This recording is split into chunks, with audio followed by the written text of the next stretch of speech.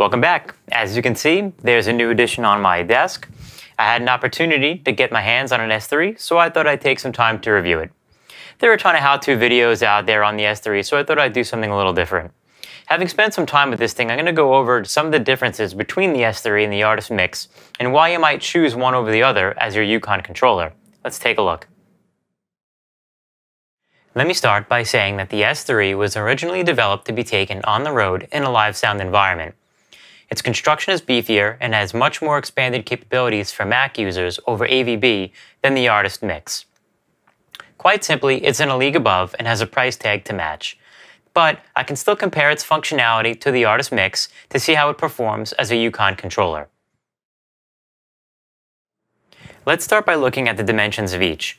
The S3 is a 16-channel controller at 28 inches wide by 14¼ inches deep. If we compare that with the Artist Mix, which is an 8-channel controller, that comes in at 16.8 inches wide by 9½ inches deep. If we want to compare 16 channels to 16 channels, let's add another Artist Mix into the equation. It's very important to note that currently up to 4 Artist Mixes can be used together for a total of 32 faders, while the S3 is limited to only 1 unit per U-Control software. So, if you're looking for more than 16 faders, the Artist Mixes may be your only option at this time. But back to the 16-channel comparison.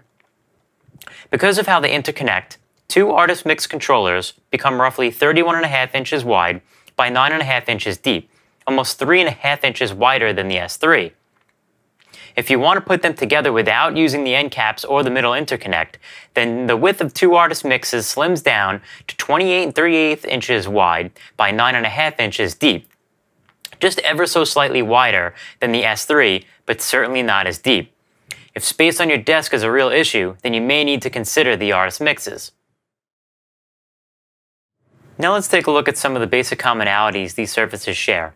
They both have OLED displays showing track name, panning position, signal levels, and other parameter information, SEL and IN buttons for enabling and disabling plugins and choosing options, rotary knobs for pan and other parameter adjustments, solo and mute buttons, track select buttons, record arm buttons, and volume faders.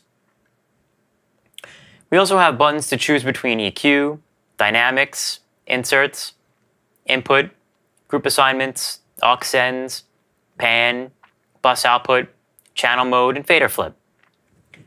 We also have paging buttons to switch between parameter pages. We have nudge, bank, home, end, mixer, and close buttons. We have track configuration buttons, workstation and application buttons, and transport buttons. I'm going to note that the transport buttons on the S3 are assignable on the touch strip, and on the Artist Mix, the transport buttons are actually dedicated buttons on the shift layer of some of the solo and mute buttons. And last but not least, both of the units feature a foot switch input in the back for controlling playback and recording. Now let's take a look at some of the features only found on the S3. We have a second row of OLEDs and rotary encoders to display a second set of parameters, for instance, EQ on one row and dynamics on the second row. We have layout recall buttons for up to 12 layouts, or they could be user definable. We have a dedicated user assignable button. We have OK cancel buttons. We have shift modifier buttons such as Shift, Alt, Control, and Command. We have view buttons to toggle between 2 user definable views, or they could be user definable to anything you want. We have arrow buttons to toggle track height and horizontal zoom, or again, they could be user definable. We have automation mode buttons, or they could be 8 user definable buttons. We have solo clear, and we have a touch strip with 4 user definable zones. And last but not least, we have signal meters. Now let's talk about feel. The S3 generally feels like a more substantial device because it is. Its heavy-duty construction is noticeable right out of the box. The faders feel smoother and are much faster moving into position than the Artist Mix. This gives the faders a very professional feel that you'd expect from, well, a live sound console. The knobs have very good friction to them turning the S3 knobs are a deliberate move and will not turn if you accidentally graze them. To be fair, I never felt that my Artist Mix knobs would turn accidentally, but the S3 knobs are tighter for sure, adding an extra level of confidence. The buttons on the S3 are hard plastic with low travel and tactile clicking feedback, in contrast to the Artist Mix, which has rubberized buttons and no tactile feedback. Now let's talk about functionality. I'm going to cover a few things here that can only be done using the S3's expanded button sets.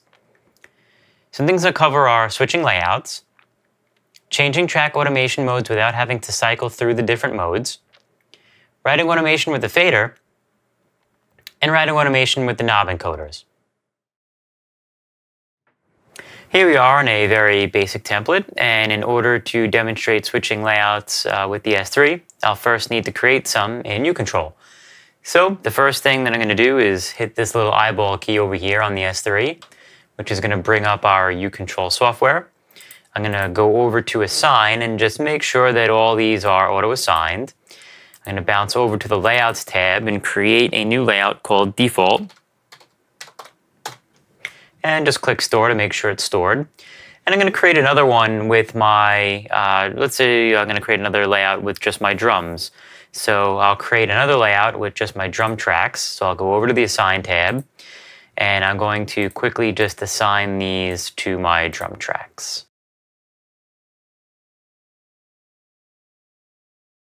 And the other ones are going to make sure are blank.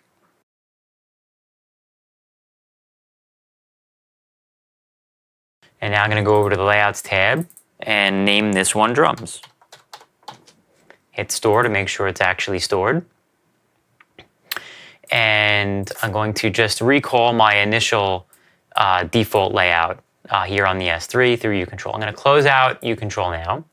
And in order to switch layouts on the S3, it's really, really simple.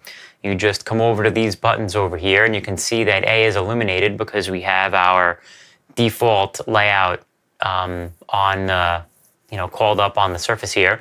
But if I wanted to take a look at just my drums, I could just hit this layout B, and you can see that now only the drum tracks are assigned to the faders here, and the other ones are blank. And if I wanted to go back to the default layout with all my tracks, on the S3, auto-assigned, just hit A again, and I'm back to all of the tracks showing up on the S3. And we can do the same thing with the guitars too. So say I wanted to create a layout of just my guitars. Well, I can come over to the Assign section, and I can say Guitar 1, Guitar 2, and my guitar's bus. I'll come over to Layouts, and I can name this Guitars. And make sure that's stored.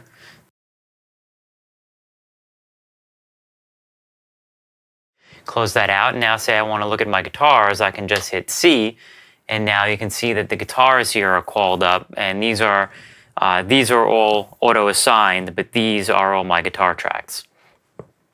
And if I wanted to change that, say I wanted to black out the other faders, I can easily do that as well, just by setting these to blank, going back over to Layouts and hitting Store. And now we can see that on the control surface here, that only the guitar tracks are actually on the control surface. And say I wanted to bounce back to my drums. Well, I can do that just by hitting Layout B. And if I wanted to go back to seeing everything on the S3, I could just go back to Layout A. So you can really quickly choose between the layouts and things that you want to see on the S3, just by using and assigning these different layouts. So another thing we could do is called VCA Spill. So let's say you have a group of drum tracks, or any other tracks for that matter, assigned to a group, and then that group is assigned to a VCA master fader. We can view the tracks in that group on the S3 just by double-clicking the select button on the VCA master fader. So let me demonstrate that here. So here I have a bunch of drum tracks. I'm going to assign them to a group called Drums.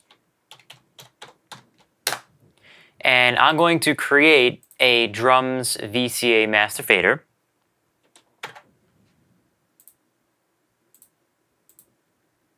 And I'm going to name it VCA Drums. And for argument's sake, I'm going to drag it all the way down to the bottom of my mix.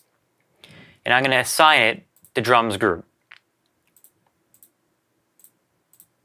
So now, if I move the fader on, if I move this fader, you're going to see all my drums are going to move up and down.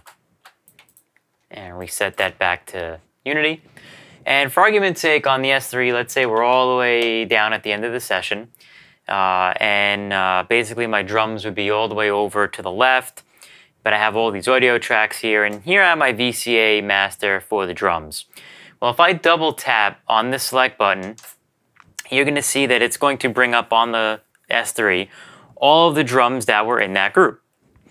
And this is really powerful because now you don't have to modify layouts if you add more tracks, if you want to add more tracks to this particular layout.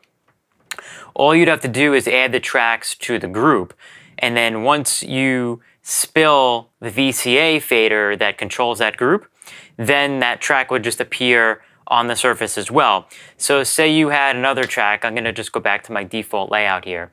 So say for instance I wanted to add this guitar track to that drums group. Well, I can do that by hitting group. I can add that to the drums group, right? And now say that I want to VCA spill or spill out that drums group to the S3. I can go over to my VCA master for the drums, spill it out, and now you'll see that that guitar track is now in that VCA spill because it's now part of the group. And I didn't have to go into U-Control, I didn't have to go into layouts, I didn't have to modify a layout. All I did was add it to the group and then respill the group. So that's pretty powerful too, and I would recommend using the VCA spill over layouts just because it's easier. And don't forget, you can also assign, if you have multiple VCA faders, one thing I like to do is assign my VCA faders to a layout. So what I do is I go from my my default layout with all my tracks laid out, on the S3. I'll go into a layout with just my VCAs, and then from there I'll spill out whatever VCA I want to work with. So if I want to work with my drums, I would hit the layout for my VCAs, and then if I want to hit drums, I would just spill out the drums, and then all those drums would spill out across the S3. If I wanted to work on my guitars, I'd bounce back to the VCA with the guitars and just spill the guitars, and then those would be laid out across the S3. So working with the VCA faders as a layout and then spilling those groups, I think is more powerful than creating, like a custom layout, only for the fact that you can assign and unassign groups, tracks from the groups really, really easy. Next, let's compare changing automation modes on both surfaces. The S3 has direct automation mode buttons, whereas on the Artist Mix, you'll have to cycle through the modes to get to the one that you want. Let's check it out. So here on the S3, if I want to change the automation mode of, say, this kick drum track here, what I'll do is I'll come over and I'll press function 1 on the right-hand side of the S3. I'll hold down function 1 and press the select button. And as you can see, it put the track into right. If I wanted to put it into latch or touch, I'll hold down function 3 and hit the select button again, and it'll go into touch. If I want to put it into latch, I'll hold down function 5 and hit the select button. And if I want to put it into a trim mode, I can hold down function 7 and hit the select button. To get out of trim mode, hold down 7 and hit the select button again. And to return to read, I'll hold down function 2 and hit the select button again. If I want to assign multiple tracks to an automation mode, I can do that fairly easily by holding down the mode that I want and then pressing the select button on the tracks that I want to assign that mode to. So let's do kick, we'll do snare, rack tom, floor tom, overheads, and rooms. And you can see I just very easily assigned right mode to all of those tracks. If I want to put them back in read mode, I can do the same thing in reverse. I can hold down function 2, which is read, and then go through one by one and change those modes back. Changing automation modes on the Artist Mix is a little different than the S3. you have to hold down the surface shift button and press the auto rec button to cycle through the automation modes until you hit the desired mode that you want. So on the artist mix here, I'm going to hold down this surface shift button, and I'm going to come over here and press the auto rec button on this snare track here. And you'll see that I can cycle through the modes by pressing the button. So now I'm in right, now I'm in touch, latch, off, and then back into read. One thing to note is that there is a preference in U-Control that you can set so that pressing the auto rec button will cycle through the automation modes without having to hold down the surface shift button. So now let's compare writing some automation with the S3 and the artist mix. Let's use this kick drum track as an example, and let's put it into write mode. And let's change the track view into volume automation by using the keyboard shortcut, which is Control, Windows key, and tapping the fader. And I am just going to start the transport here and write some fader moves. And you can see that the fader moves that I'm doing are probably a lot more exaggerated than a normal volume move would be. But nonetheless, we'll see how it records and see how smooth it is and take it from there. So I'm going to stop now, and I'm going to zoom in on this track here. And let's take a look. And it looks like it's pretty smooth, which is expected from the S3. And next, we will do the same thing with the artist mix. So now let's look at writing some automation with the artist mix. Let's use the snare track here as an example so we can compare the automation written to the kick track with the automation written to the snare track. So to put the snare track in write mode, let's hold down the surface shift button and cycle to write. And I'm going to start the transport, and I'm going to try to mirror the automation that I wrote to the kick track over to the snare track by riding the fader up and down. So let's see how it goes.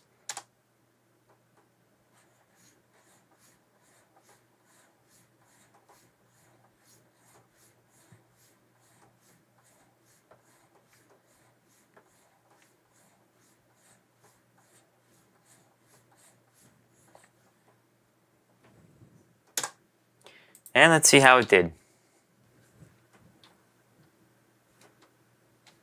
Let's just expand both of these tracks so we can take a look at the smoothness of the automation write. And we can see that the automation that's written to the snare track is not as fluid as what was written to the kick track, but that could also be because I was trying to write along with it. So we could try another test here, and I'm going to just blank out this automation here on this snare track, and I'm going to write my own this time without having to worry about the automation on the kick track. I'm actually going to put this into off so I don't even see the fader move. So let's try this one more time, and I'm going to try to make a nice smooth write on the snare track. And I'm moving the fader at about the same speed as I was moving the one for when I wrote the kick track. So let's see how this does.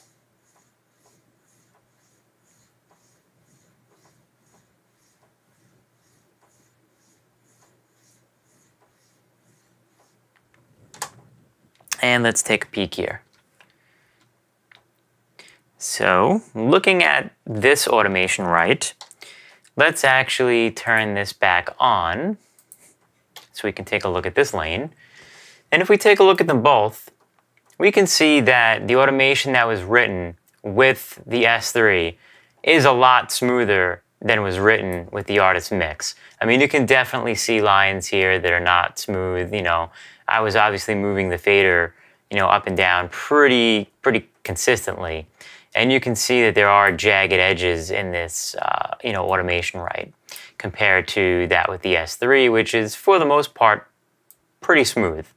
So there are some inconsistencies between the two automation writes with these two control surfaces, but it's not major. Now let's take a look at writing some automation using the knob encoders on the S3. Let's put the track into write mode, and let's put the track view into pan automation. So to do that, we can hit Control, the Windows key, and just touch the knob encoder. And I'm going to start the transport, and I'm going to start to write some pan automation. And what I can definitely say is the pan automation is pretty smooth. I can go from left to right and left to right without having to take my hand off of the encoder and repositioning it, which is definitely a plus. And if we take a look at the automation that it wrote, we can see that it is pretty smooth. So the last automation I'm going to compare is pan automation on the Artist Mix. So again, using the snare track, let's write some automation and take a look at how it performs.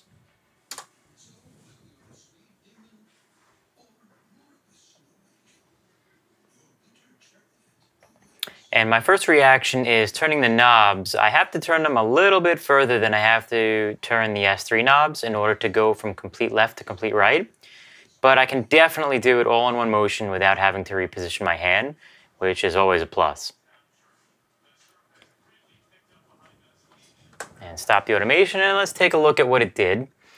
And let's just zoom in here a little bit. And it looks pretty smooth. I mean, the variations could be just my hand moving and slightly repositioning, but I can certainly go left to right without having to pull my hand off the encoder. But I would say, for all intents and purposes, it's a pretty smooth write. And if you have any kind of thinning going on, it would certainly smooth it out even more. I would definitely be happy with that. So one last time, let's take a look at some of the features side by side. The S3 is rugged. It has an AVB interface, and if you're a Mac user, you can totally use this as a simple, on-the-go recording system for, say, a singer-songwriter environment. The S3 has 16 channels compared to the Artist Mix 8 channels. It's got a second row of OLEDs and knobs for controlling a second set of parameters. It's got better faders and better knobs. It's got buttons for layout and automation. It's larger than the Artist Mix, and currently, Yukon only supports only one S3 at a time. And last but not least, the S3 is pretty pricey, weighing in at about $5,000. The Artist Mix is compact. It can control 8 channels. It can easily travel with you. It has a robust set of features for its size. And you can connect up to 4 units plus 1 dock for a total of 33 channels of control. And last but not least, it's budget-friendly, weighing in at just under $1,000. As you can see, both of these services are great additions to a studio. I originally used an Artist Mix for about a month before I wanted to add another one. I used 2 Artist Mixes for a few years before I finally got a chance to get my hands on this S3. I still love my Artist Mixes, but the S3 just adds another layer of control. And would I be happy going back to the Artist Mixes? Sure, but if I had the option, I would definitely stick with the S3. So I hope this comparison helped shed some light on the main differences between these controllers. If you found the video helpful, please give it a thumbs up and consider subscribing to my channel. And if you have any questions, leave them in the comments below. And as always, thanks for watching.